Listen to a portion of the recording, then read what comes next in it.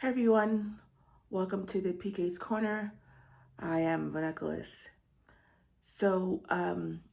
Those that follow me know um, that I recently relocated to Colorado, and so I had planned in my mind this great update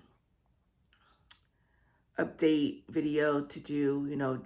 Once I reached my year mark, and then I thought about it, and the things that I've been through over the last year, and then I thought, no one's gonna care, right? No one's, I mean, those that your family and your close friends, those that know, they already know, as everything transpired. And they don't even know everything, right? And so I thought, who's gonna care? Who's gonna care? And so I just kind of um, ixnayed that idea. I had plans to have New Edition on as my guest speakers, everything. But then I called Ralph and I was like, listen, buddy, I changed my mind, but thanks for thinking of me anyway, right? And so last night I'm lying in bed and I started out thinking of the year and the things and, you know, I've always been asked why Colorado? Why did I move to Colorado? And my only answer at that time was because this is where God said to move. And that's still my answer, right? Um, Left my job, packed up, left my family, and moved here by myself, not knowing anyone really. And, and the one or two people that I do know, you might as well say that I don't know. So we'll leave that at that. But anywho, um, so I'm here, and then I thought about, you know, there's really not a real true update. But then I thought about it and God brought it to my attention, you know, and, I left everything because of faith, because of wanting to be obedient to God, wanting to do what He said, without question, without thought, without doubt, without anything. And I did that, and it takes blind faith. And that I've been discussing and talking about for a while now. And, and I said, God, why is it so hard for people to trust you? Like, why is it hard? And then one day I was praying and he said a couple of days ago, actually, and he said, it's not, they trust me. They just don't trust the process. You won't trust his process. And I thought, oh, yeah, well, yeah, that makes absolute sense. Because how do you trust something when, you don't know? You don't know the full details of it. And, we'd rather take our life in our own hands, and our life doesn't belong to us. If you're called, by God, your life does not belong to you at all. Since we were children, we were taught we could be whatever we wanted to be, and honestly, that's not true when you're called. It's not true, because if you're called and have a calling on your life, we're set apart. We can't do what we want to do. We can't be what we want to be. That's just, I've lived that thing. I couldn't be what I wanted to be. I didn't have any options. Um,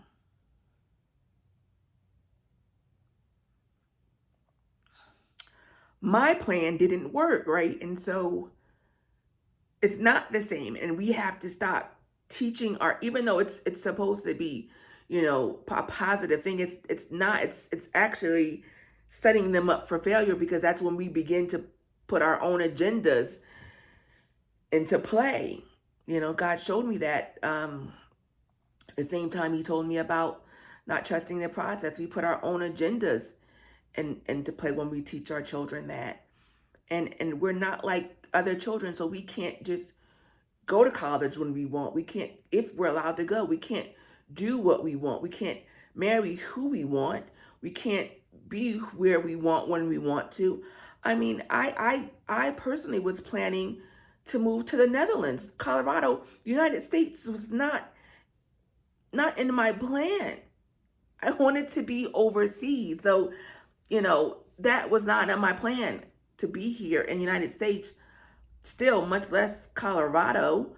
But, I have to trust the process. I'm learning to trust the process. I have to put myself and my thoughts and my desires away so that God can get his glory out of my life, which is the reason why I'm created, right? The reason why you're created.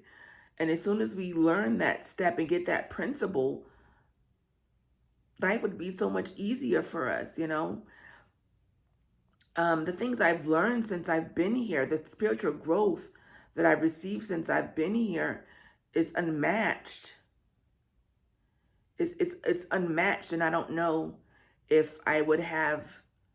I know I wouldn't have gotten that had I still been working, you know, taking care of and being with and surrounded by family. There that wouldn't have had happened in the depths that it happened. And so we have to trust God's process, right? And so, I was laying in bed last night, and we'd rather play Twister, because we're in control.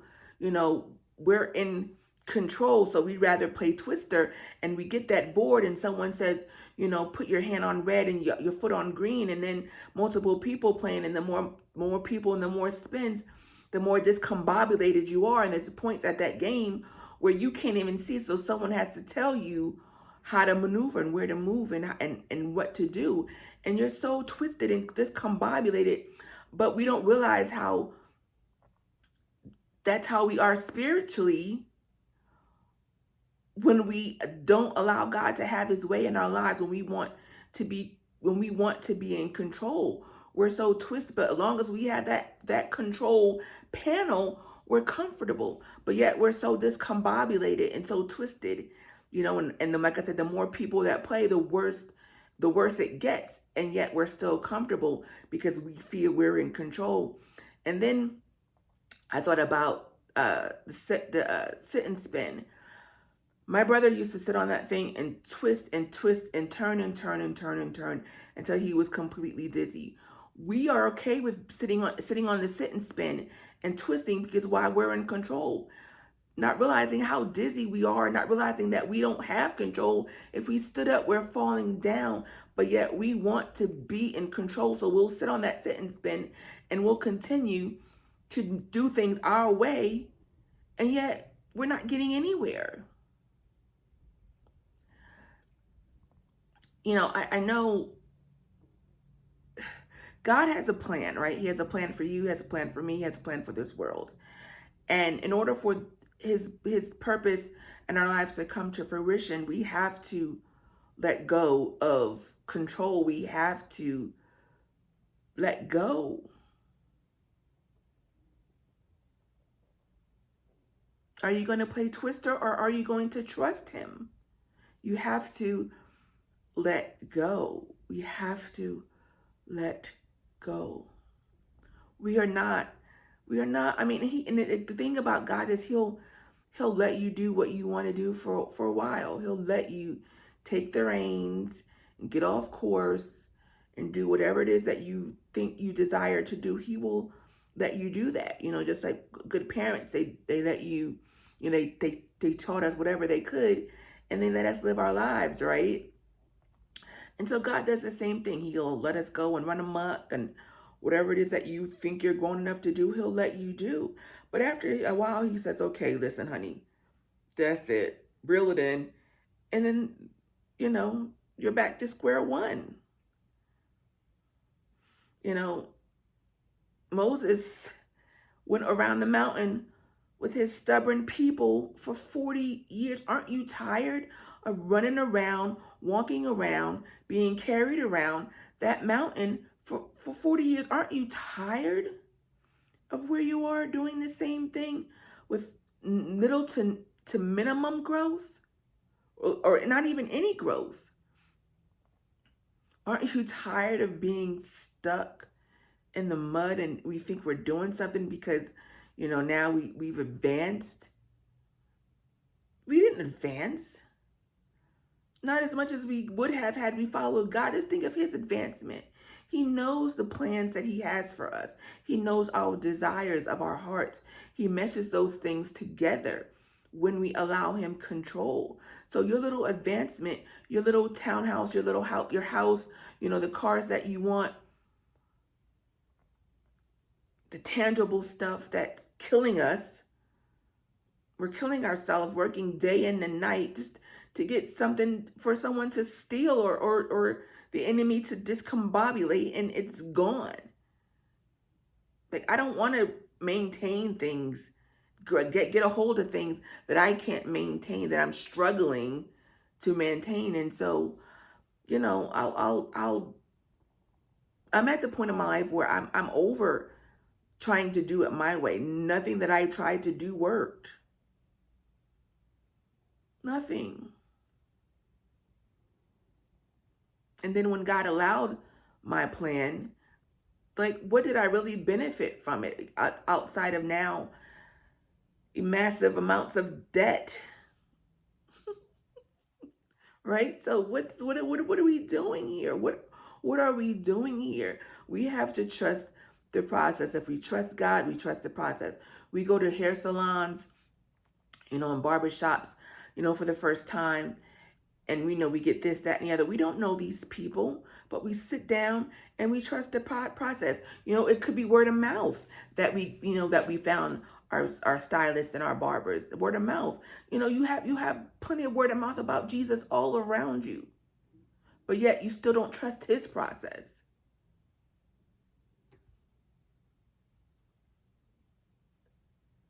What are you waiting for?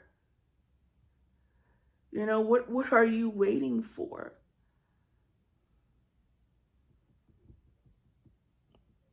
I when I was younger, I could sit on the floor for hours and watch TV or live with my grandfather and talk to him about whatever. I could sit on the floor, bend myself up, be all twisted like a pretzel, and be comfortable. I can't do that now. If I wanted to, I couldn't do that now if you offered me $1,000,000. But yet some of us want to be in control so much that we'll be uncomfortable, bended and twisted up, cracks and bruises and bumps, not comfortable at all. But because we're in control, we'll just sit like this. We'll sit like this. We'll stay like this. And we're okay with it because we think we're leading things. I hate to tell you, but you're delusional. I hate to tell you this, but you are not in control of your life. And as soon as you realize that, as soon as you let go of these pretend reins that you're holding on to, and if you're at that stage of your life right now where everything's is hunky dory, everything is peaches and cream, everything is just marvelous, imagine how much more intensified those peaches and cream would be if you allowed God control, full. And I'm not talking part-time, I'm talking full control. If he tells you to do something, do it. If he has you wake up to say something, listen. I'm exhausted and furious with myself that I waited this long to realize what needed to be done. And let's just say, hypothetically speaking, nothing changed. Let's just say, I still went to college when I went. Let's just say everything would be the same. The difference for me would be that it wouldn't matter because God would be pleased with what I'm doing. So at that point, nothing else matters. Nothing else would matter to me at that point because God's pleased with me. And so I would be okay with that. I would be okay with that, and we have to get it we we have to get it together. I'm here in the spring, still, not um much change carnally, but spiritually, there's a whole big gambit of things that have changed. And I'm good with that. I really am. I really, am. Things are changing now. You know, some things that I've acquired that have to change and shift. Some shifting has come, and I wasn't happy with it. I was not happy with it at all. I cried. I cried. I cried. And then I realized, what are you crying for? When God takes something away,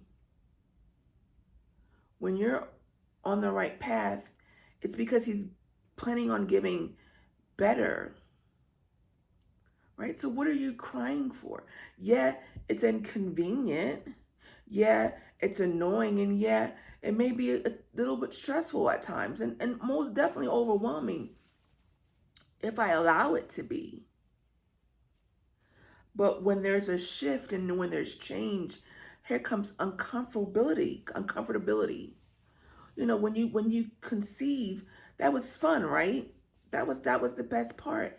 And then, you start to carry this child, and now you're uncomfortable and you're miserable and you're right? So I've seen and been told, I don't know personally. But anywho, I can imagine. And then you go through this labor, and it's painful. And this is the part where you're as close to death as possible, right? Bringing forth this life, bringing forth this life. It's uncomfortable, it's painful. Some women just, they just, moan and groan and they get through it. And women just turn into banshees, or so I've been told, right? And so, you go through that process, but then when it's all said and done, there's this bundle or bundles of joy that were so worth it. But if you didn't push, if you didn't have that pain, if you didn't have those bones separated and that uncomfortable position, that painful position, that deadly position, if you didn't sit there and bear down and go through that process, you wouldn't have a child. More importantly, you wouldn't have a child and you wouldn't be here, right? You wouldn't be here. It's no different. This places that God put us, it's not always going to be comfortable, but we have to get through that other side. We have to, crawl through the mud sometimes, literally through the mud, and the stench and whatever it is. We have to get through that jungle to get to the other side where the resort is. You travel, and the worst part of vacationing is the travel part. By the time you get to your destination, you're exhausted. But when you get there, the beauty of the place that you chose to be outweighs everything, right? But yet, we still do it because the beauty that we're waiting to see, the crystal clear, aqua blue, aquamarine water that we're looking to see. The palm trees, the different humidity with the sun. We trek through all of that. Is that a word? I don't know right now. But anyway, we go through all of that to get to that island. We get on that cruise ship and it may experience rocky water, harsh water. And some people just they can't, or they're confined to their bed now because they're seasick. But once they get to that island and they're stationed and God settles you, the beauty of it all. And so we get back on the ship and we do it again because of the beauty. So we have to go through these things in order to get to the beauty of what God wants to show us. We have to get through the beauty of what God wants to show us. Proverbs 3, 5, and 6. Trust in the Lord with all your heart. That means if you trust him, you have to trust his process. You have to trust his process. Trust in the Lord with all your heart. And we can't lean out to your own understanding. That means we won't be able to figure out how he's maneuvering. You watch Survivor, and you can figure out your opponent sometimes. If you study them long enough, you know what kind of person this is. You know how they move. You'll never know how you will never figure out how God moves. You will never figure out what he does. You will never figure out how he's thinking. You will never figure out any of that unless he tells you. But if you're his friend and that's your daddy and you love him and trust him, it doesn't matter. You just take his hand and let him lead you. Take his hand and let him lead you. I have literally given God permission to use me as a puppet, right? Because I don't want to miss anything. Because if we're not attached, we can turn too early. We can back up too fast. We can go forward too slow. But when you're being led, not controlled, God doesn't control anything. That's why he gave us free will. But when you're being led, it's a completely different experience. And I have disappointed God enough, right? I've disappointed him enough, and I'm tired of being a disappointment. I just, everything my parents told me, I listened to every detail. They say, when we were younger, the boys would be after you and they would say, just be my girlfriend. And I'm like, okay, and your parents didn't know, you had a little boyfriend, a little girlfriend, even though you was 12 and you weren't old enough. So you had your hush-hush relationship. My parents said no. So I always said, no, I can't be your girlfriend. My mom said no. My dad would kill you. So I did what I was told, so that I wouldn't be in trouble. I wouldn't be a disappointment. I wouldn't be any of those things. But yet God, the Father who created me, I disappointed on a regular basis. I'm tired. Aren't you tired of being a disappointment? Aren't you tired of not doing it his way? There's repercussions for our actions when we don't obey God. We don't get it right away like we do with our parents. That thing is instant. Instant timeout, instant spanking, instant punishment, whatever it is, it's automatic. But God keeps giving us chance after chance after chance, and we still keep screwing it up. And by godly, I am tired of screwing it up. And so I have given him full control over my life because I can't afford to make any mistakes. Next Friday, I'll be 52. And if I think about my life and my travel history, it sucks. Right? It sucks. And it only sucks because when you have a call on your life for God, for something specific, and you choose to continue to do it your way. And granted, sometimes those you don't really understand what you're doing, right? You don't really realize that you're going about your life completely wrong. But then the moment that you realize it and we still choose to do it our way and wonder why things aren't the way we want, wonder why things aren't perfect. It's not physics, people. He's not a God, he's a mystery. But whatever we want to know when we talk to him and commune with him, the mysterious part is gone. And even if he doesn't show or tell, just the comfortable space that you're in when you allow him in makes the world of difference. So we have some choices to make. Are you going to continue to ride that sit and spin and make yourself dizzy and still come up empty-handed?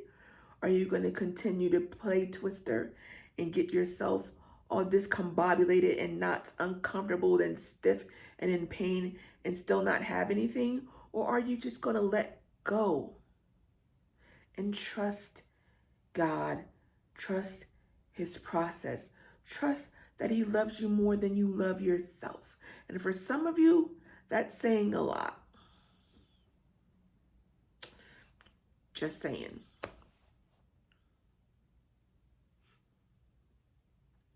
So you have a decision to make. What are you going to do? What are you going to do? And the other great houses are nice, and then the car that you want to drive is awesome, and the family that you want, and the whatever this and the that, and the clothes that you want is great. But how much greater are those spiritual gifts? Because those are the things that are going to last you for the rest of your life. God forbid, your house burns up. There goes your clothes. There goes the house. You get a divorce. There goes that spouse. Your children grow up. They, if they're anything like you, their life is their life. So whatever you got going on doesn't matter to them after that. You in your fancy car, and God forbid, you're in an accident, that sucker's totaled. But those spiritual gifts last as long as you stay connected. And the more you stay connected, the bigger they get.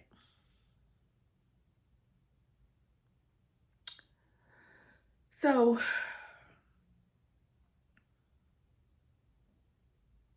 even with all that, even with all that, God's going to let you decide. He's going to let you decide. He's never going to leave you. And even if you decided to make your bed in hell, he's still going to be right there, because that's what his word says. So we have some decisions to make, some real decisions to make. Yeah, so anyway, I figured I'd get on and share that with you. My 1-year anniversary for being in Colorado was yesterday, the 5th. And yeah, so far so good. We'll see what the next year holds. 364 days to go. And we'll see. We'll see. So until that time, Make the right choices. Make the right choices.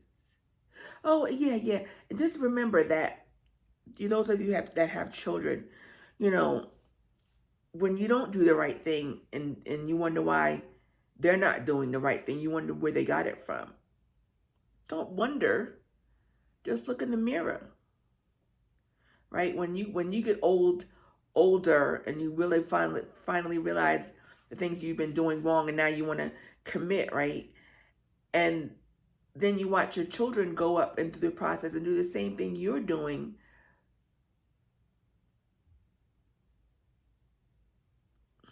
And you can't help them because you can't help yourself. And just remember that children don't listen to us. We didn't listen to the adults around us, and the adults around us didn't listen to their adults, and so on and so on and so forth. So if you want change to come, it has to start somewhere. Why not start with you? So your children don't have to go through this nonsense. You can cut it off at the root and start with a new seed. But again, I'm only telling you what I've encountered,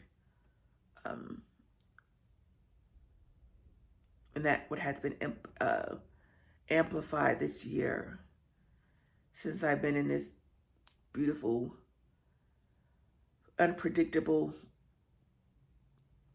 city.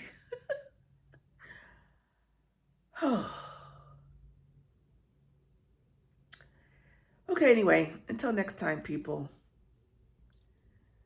Until next time, stay connected.